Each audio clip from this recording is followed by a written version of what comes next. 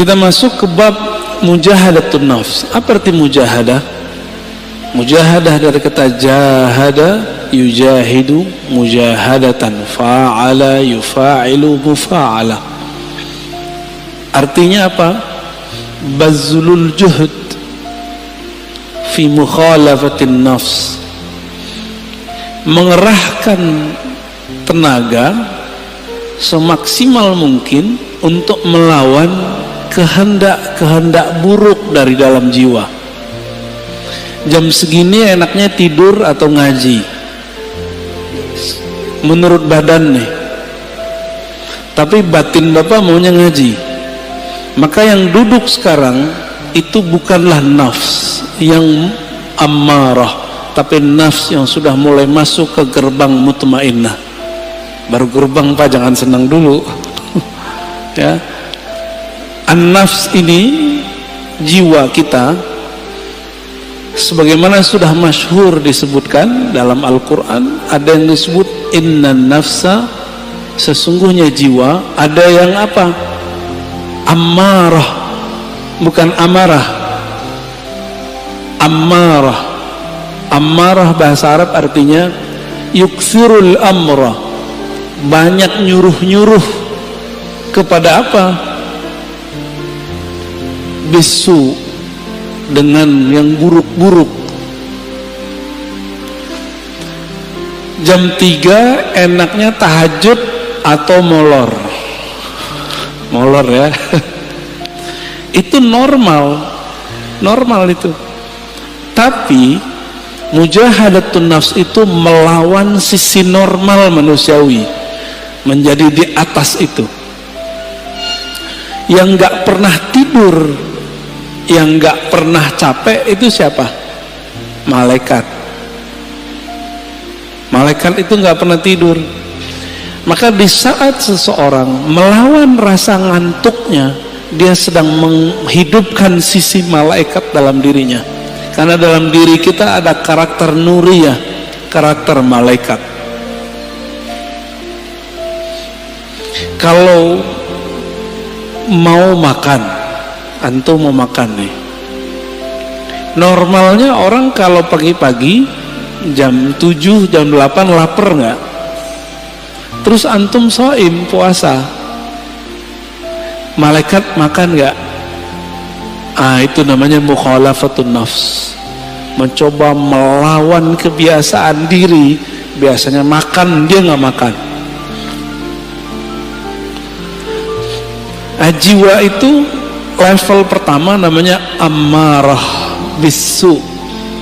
An-nafs al-ammarah bisu, jiwa yang selalu mengajak kepada yang negatif.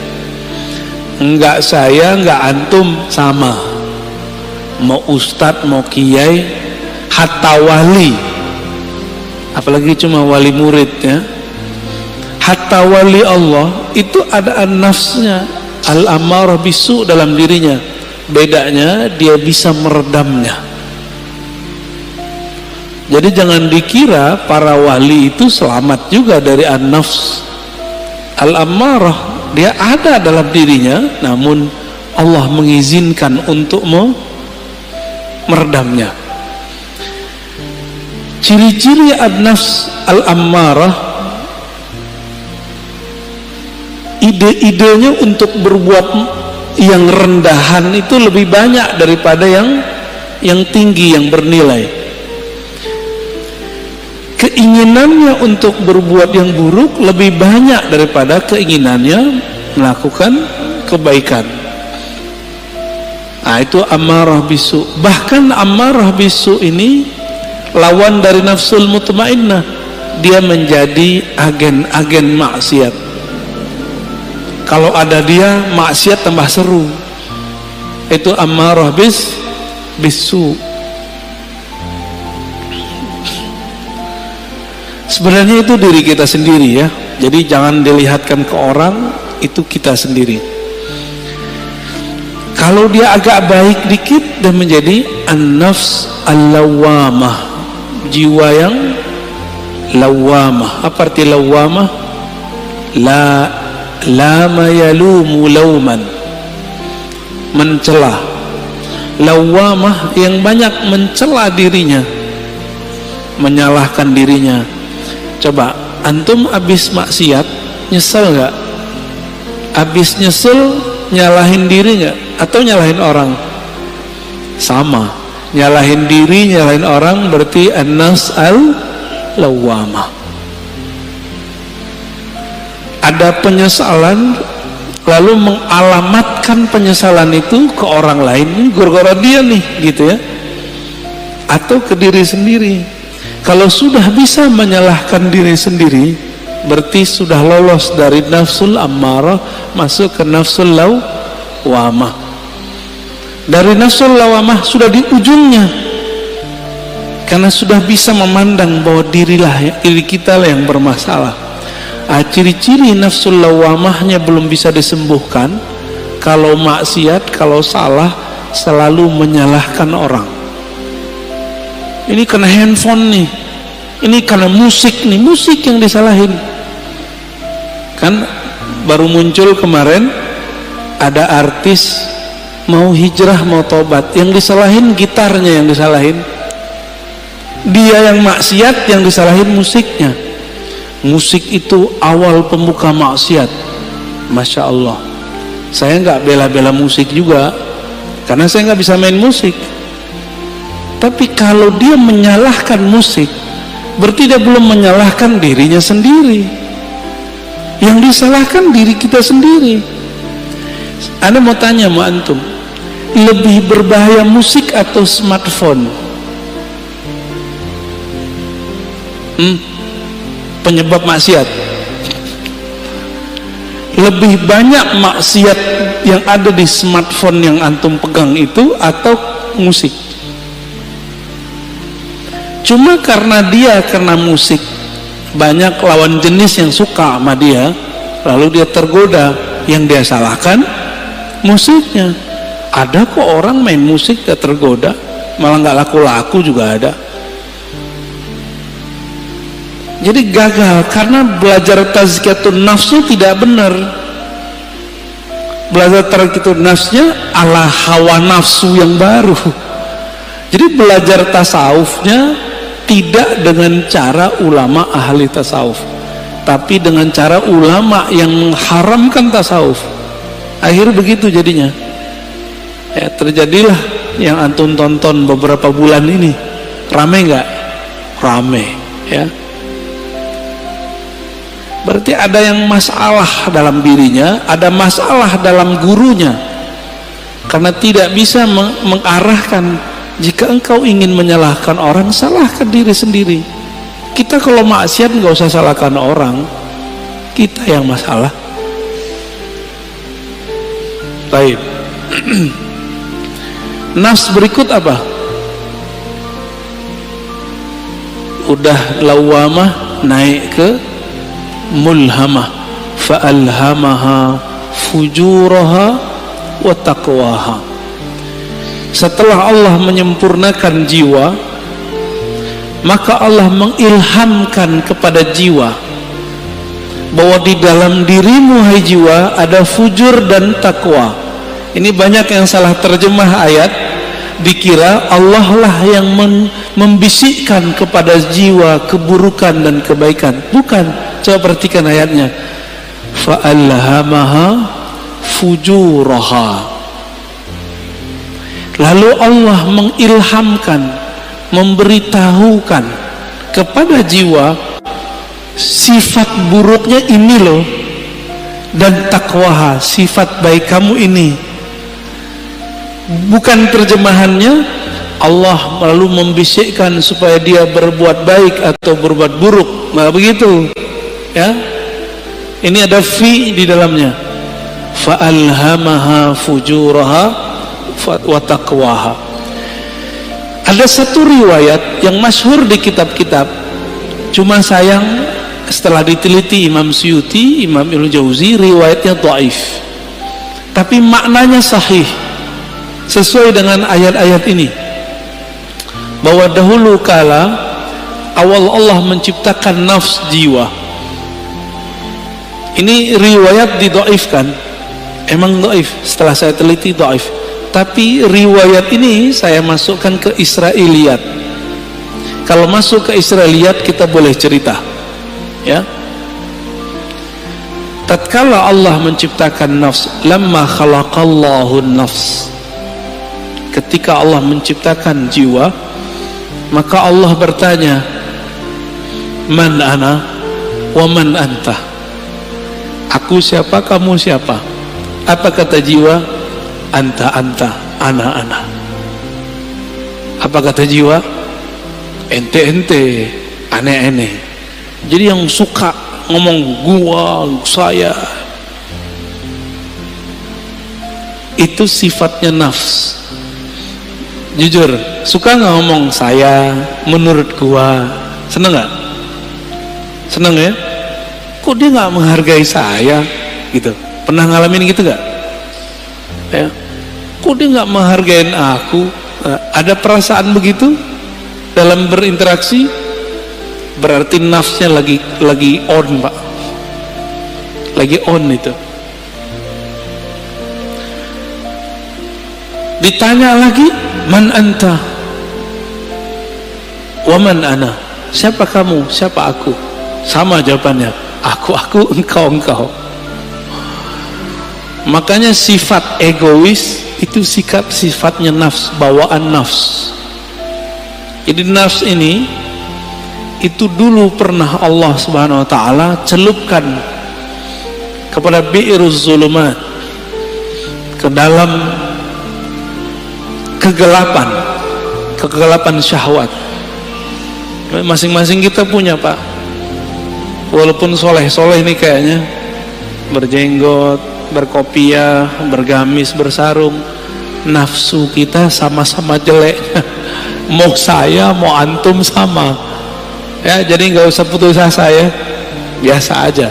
Siapa tahu antum lebih mulia dari aneh, gitu dalam nafs. Tapi kalau udah merasa mulia, berarti nafsnya udah rusak. Nafsu udah rusak. Baik. Lalu Allah buatlah nafs itu lapar. Dibuat lapar itu nafs. Sekian ribu tahun dia lapar. Lalu Allah bertanya lagi, ayatuhan nafs, man ana wa man anta, saya siapa, engkau siapa? Kata Allah.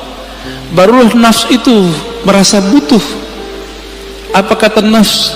Ya Rabb, anta Rabbi, engkau adalah Rabbku, Tuhanku, sedangkan aku adalah hambamu. Inilah asal muasal daripada tazkiyatun nafs, mujahadatun nafs. Jadi nafs ini hanya bisa dikekang dengan satu hal, lapar. Gak bisa lebih, gak bisa kurang, gak bisa lebih dari itu, gak bisa kurang juga dari itu. Dibikin lapar dia. Jadi kalau antum merasa bahwa kok susah ngelola diri ini, puasa. Jangan hanya puasa fisik, mulai puasa yang sifatnya lebih detail. Pernahkah kita puasa gadget?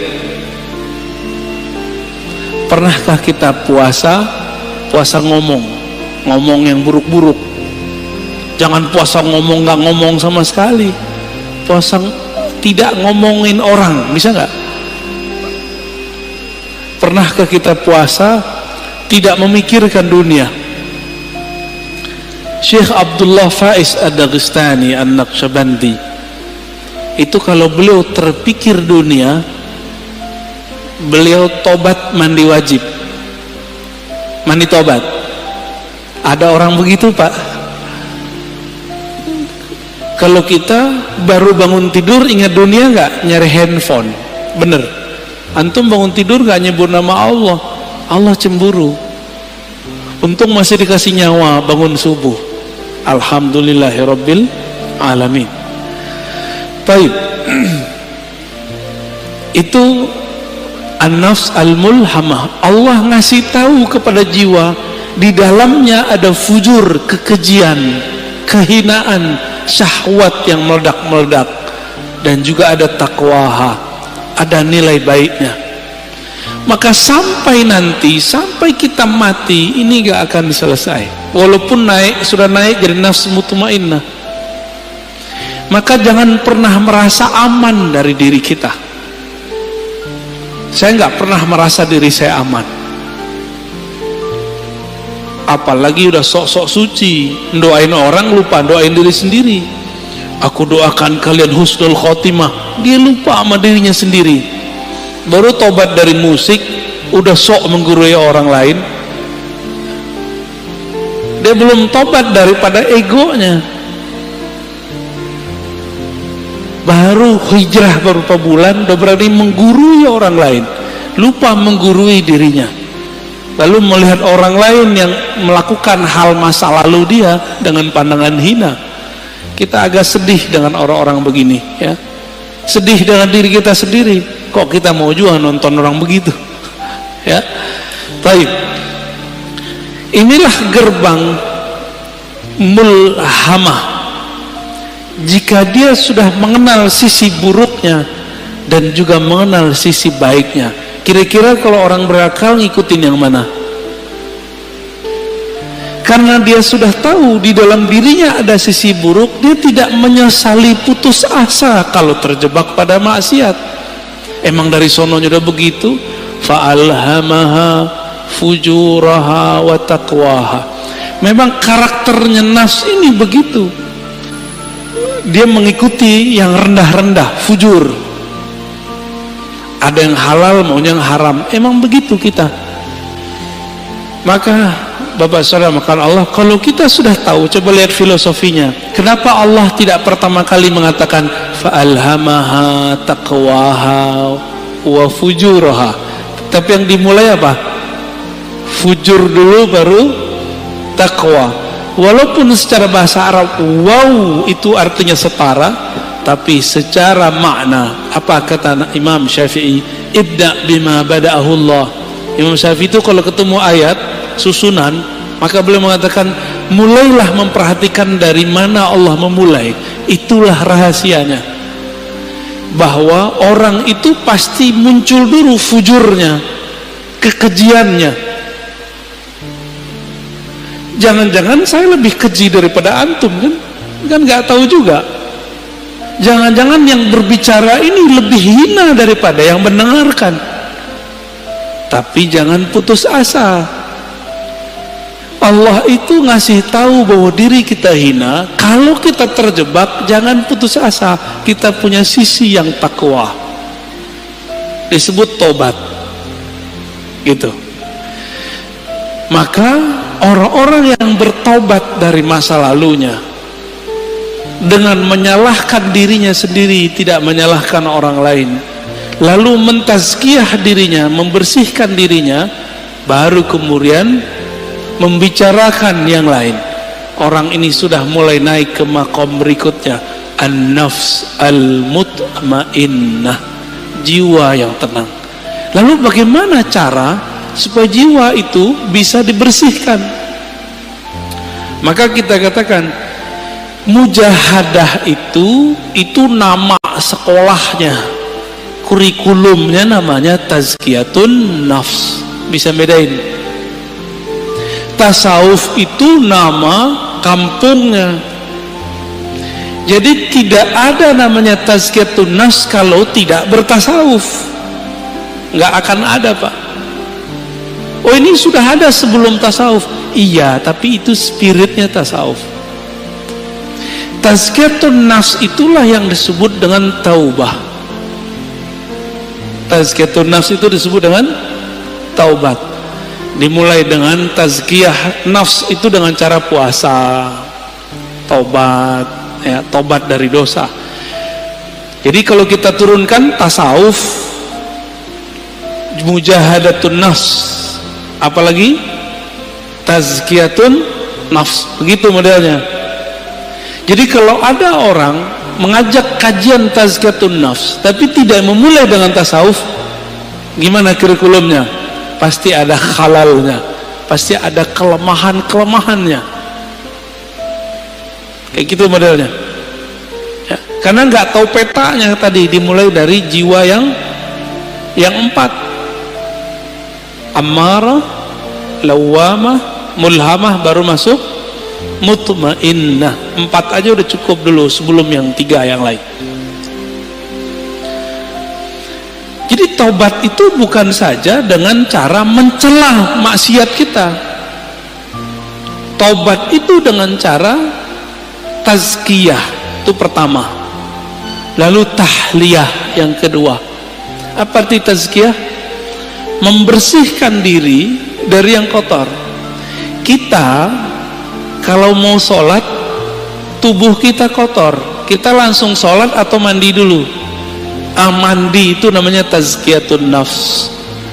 Mandinya orang-orang maksiat tobat. Supaya simbol dan maknanya nyatu, maka ada namanya mandi tobat. Pernahkah kita mandi tobat?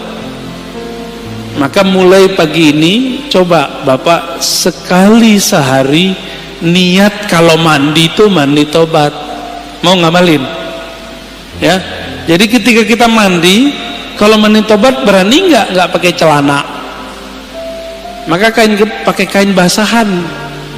Kecuali antum bukan mandi tobat, pakai kain basahan atau pakai celana kita mandi. Cara mandinya gimana? Mulai dari wudhu, lamain di kaki, siram kaki kita dulu.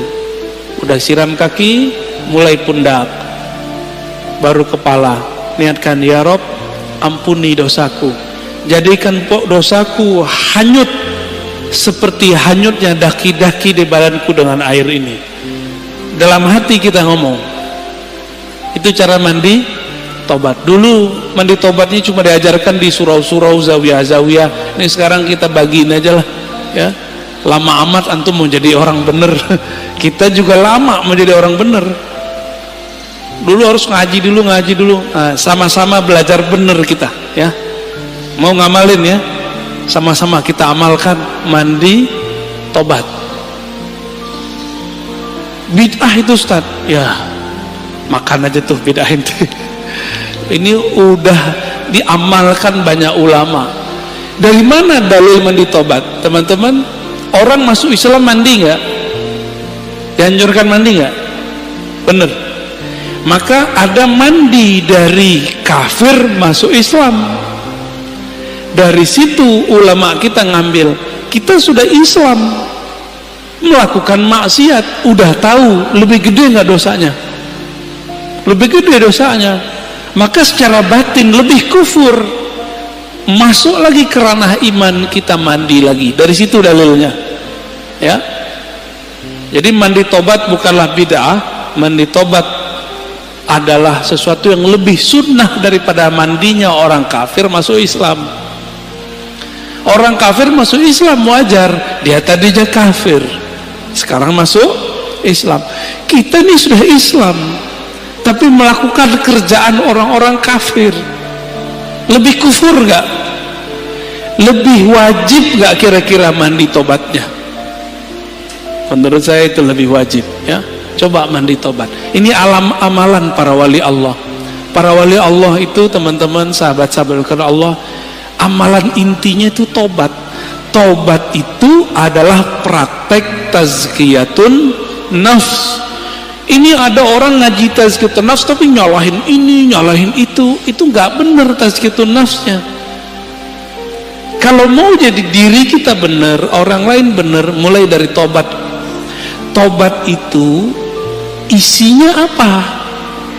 Muhasabatun nafs wa nadmuha.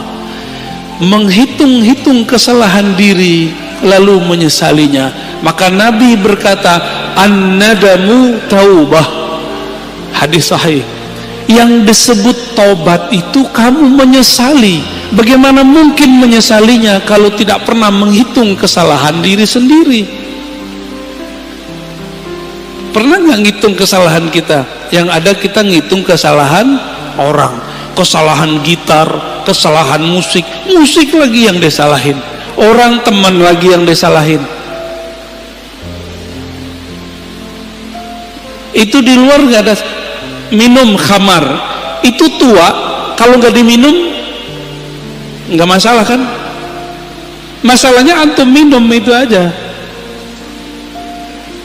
Baik.